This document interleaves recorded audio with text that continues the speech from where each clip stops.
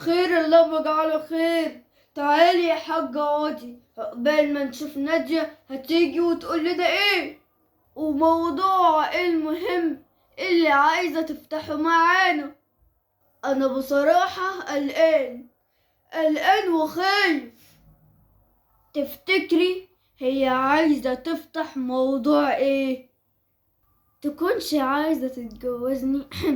قصدي تتجوز. اصل انا مقلتلكيش نادية كل ما يتقدم لها عريس بترفضه. جرى ايه يا حاجة؟ انت سايباني قاعدة بتكلم كده لوحدي؟ بتفك كده تتكلمي معايا؟ ما تنطقي يا حاجة، في ايه؟ خرب بيت عينك اللي قد كده. وليا نكدية صحيح. لا حول ولا قوة إلا بالله علي العظيم يا رب. هرد وأقولك إيه؟ أنا هرد وأقولك إيه؟ الكلام معاك أصلا نص خسارة. أنا على إيه أوجع قلبي معاك وأنت ولا في بالك أصلا؟ أقولك حياتك أنت ماشية إزاي؟ هقولك. أنت بتيجي يا ابن الناس من شغلك، تيجي تقعد على الكرسي زي ما أنت قاعد كده بالظبط، وتستنى صينية الأكل اللي تيجي لحد عندك وتاكل وتخش تنام على طول. قولي كده، احنا بنشوف وشك ده امتى؟ اما انت شايفة مين دلوقتي يا حاجة قدامك؟ سلامة النظر. استظرف.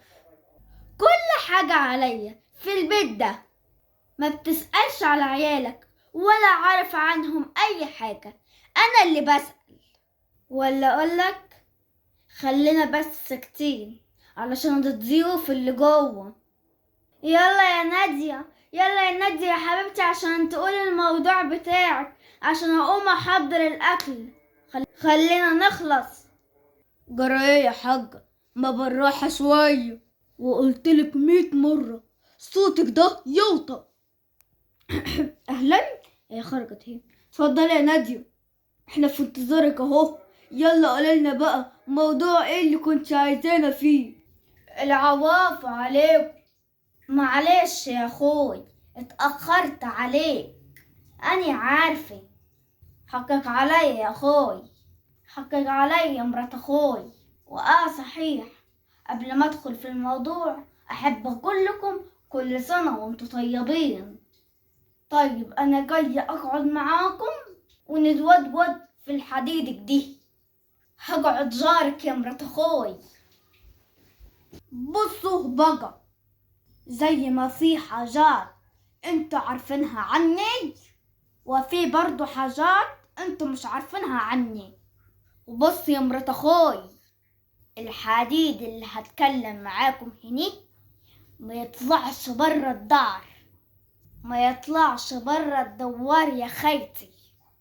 بصوا بقى، الله صحيح، الا بالحق انا ما عنديش اهلي، بس اعتبرتكم انتوا اهلي وسندي. انا واقعة في مشكلة في الصعيد يا خوي، وعلشانك دي انا هربت من البلد وجيت عندكم هنا.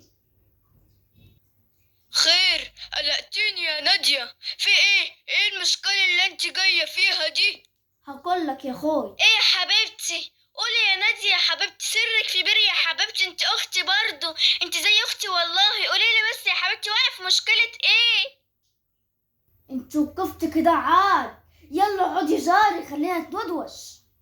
اقعدي جاري يا خيتي. ايوه كده.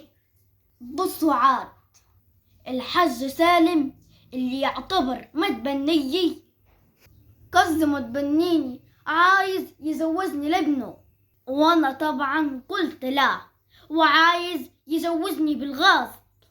قولولي كده، انتوا لو كنتوا مكاني هتعملوا يو؟ قصدي ايه؟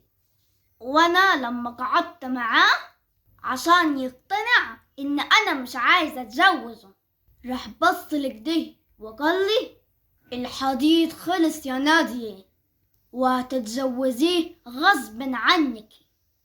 هو انا يعني عشان ما عنديش اهل وكلهم ماتوا يروح يغصب علي كده؟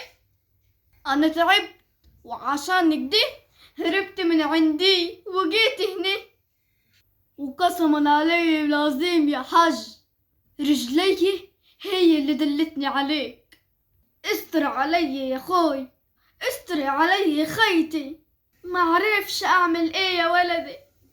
انا تعبت، انا تعبت.